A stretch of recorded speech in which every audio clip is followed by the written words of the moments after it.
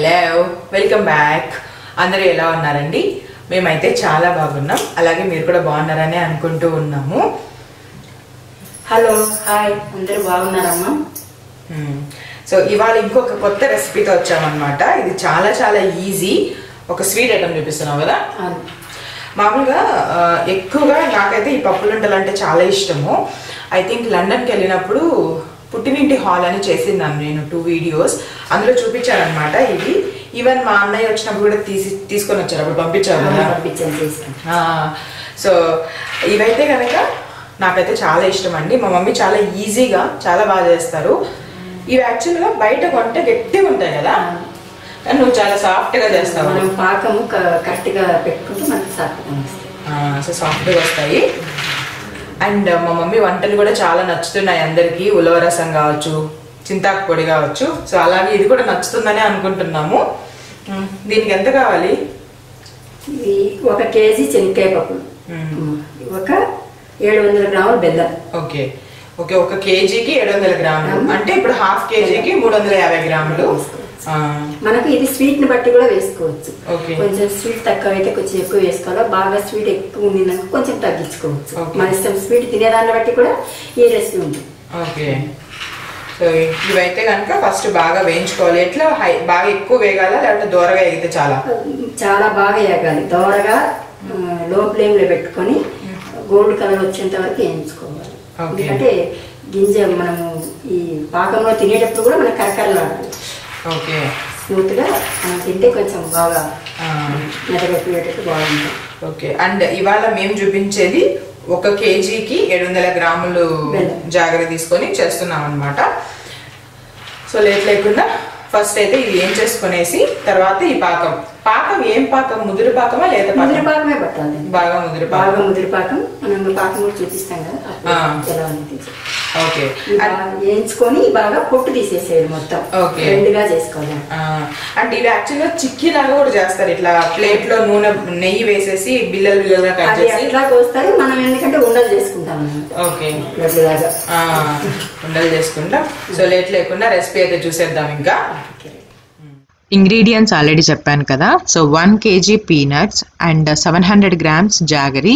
ఈ 700 గ్రామ్స్ బెల్లాన్ని మనం ఏంటి అంటే, ఒకవేళ గట్టి బెల్లం అయితే కనుక బాగా కొట్టుకొనేసేసి చిన్న చిన్న పీసెస్ చేసుకోవాలి.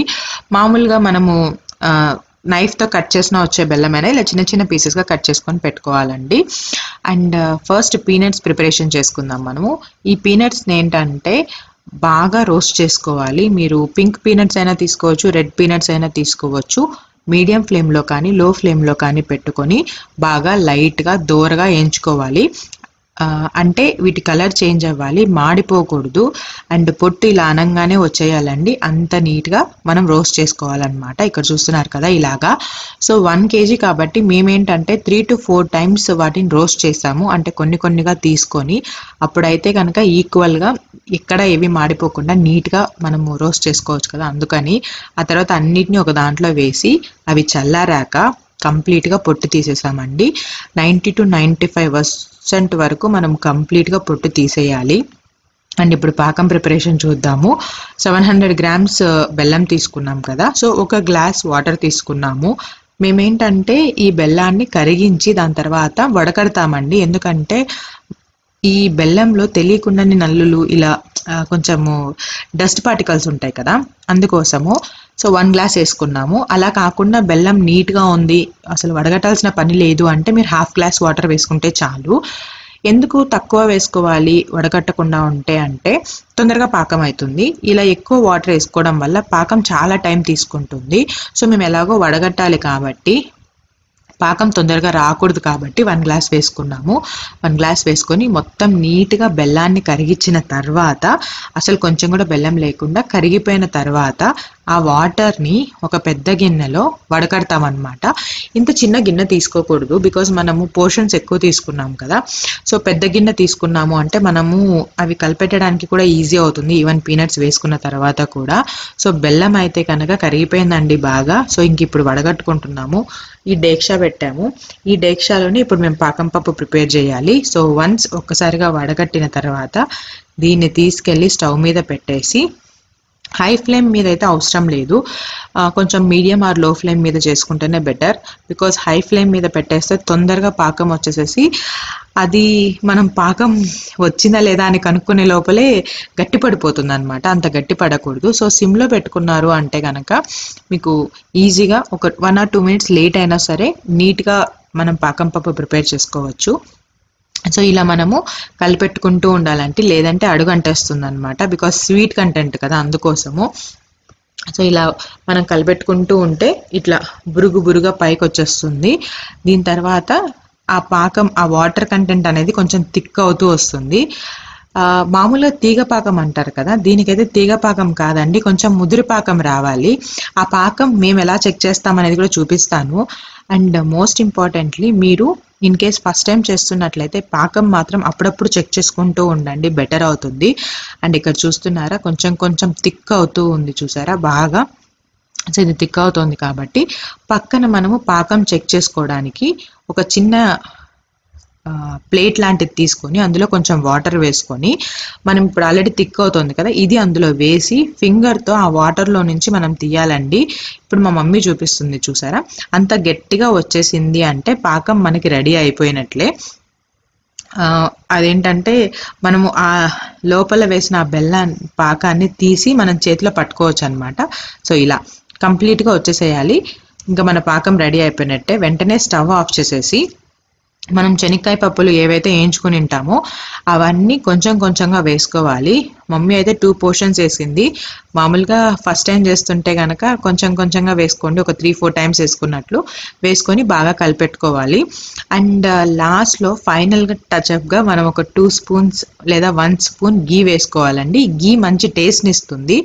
అండ్ మోర్ ఓవర్ ఏంటి అంటే నీట్గా మనకి ఉంటలు కట్టుకోవడానికి కానీ, లేదంటే కనుక కొంచెం లూజ్ అవ్వడానికి కానీ హెల్ప్ అవుతుంది అనమాట. సో ఇదంతా బాగా కలిపేసుకున్నాక 1 spoon గీ వేసారనమాట. గీ వేసి, అండ్ ఈ ఉంటలు అయితే వేడి మీదనే చేయాలి. చల్లారిపోయాయి అంటే కనుక విడిపోతాయి మొత్తం. సో వేడి మీదనే ఉంటలు చేయాలి, బాగా కలుపుకునేసేసి.